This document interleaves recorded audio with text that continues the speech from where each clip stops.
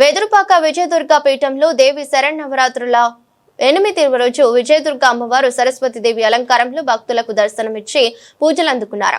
వేకువజాము నుండి అమ్మవారికి అభిషేకాలు, వివిధ పుష్పార్చన నిర్వహించారు.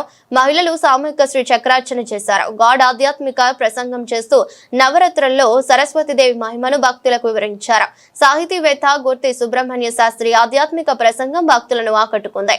సాయంత్రం అధిక సంఖ్యలో విద్యార్థులు సరస్వతి పూజల్లో పాల్గొన్నారు. అనంతరం పీఠాధిపతిగా గాడ్ ఆశీస్సులు అందుకున్నారు. విద్యార్థులకు అమ్మవారి చిత్రపటం, పెన్నులు, తీర్థ ప్రసాదాలు అందజేశారు. విజయదుర్గ సేవా సమితి ఆధ్వర్యంలో భారీ అన్న ప్రసాద వితరణ గావించారు.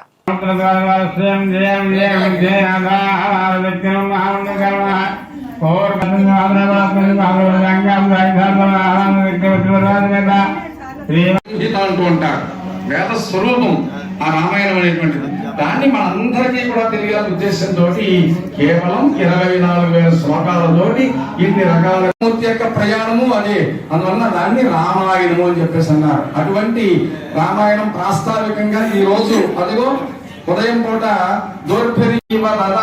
లంకా నమామితం ప్రాంజలిరాంజనేయం ఆంజనేయ స్వామి వారి యొక్క స్తోత్రాన్ని చేస్తూ అక్కడ వాల్మీకి మహర్షి వారు ఏమయ్యా ఎలాగ నువ్వు లంకా దహనం చేశావు అని చెప్పేసి అంటే దానికి గొప్ప అంతరార్థం చెప్పారు. ఉల్లంఘ్య సింధో సలిలం సలీలం, నువ్వు గొప్ప సముద్రానంతటినీ కూడా దాటావు. ఎలా దాటావు? లీలగా దాటావు.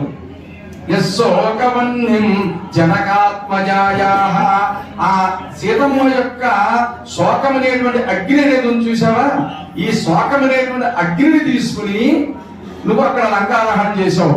యశోకవన్నిం జనకాత్మజాయాః ఆదాయ తేనైవ తదాహ లంకా, ఆ సీతమ్మ వారి యొక్క శోకమని అగ్ని ఏదైతే ఉందో ఈ అగ్ని అనేటువంటి దాన్ని తీసుకుని అక్కడ ఉన్నటువంటి లంకని నువ్వు దహనం చేసావు.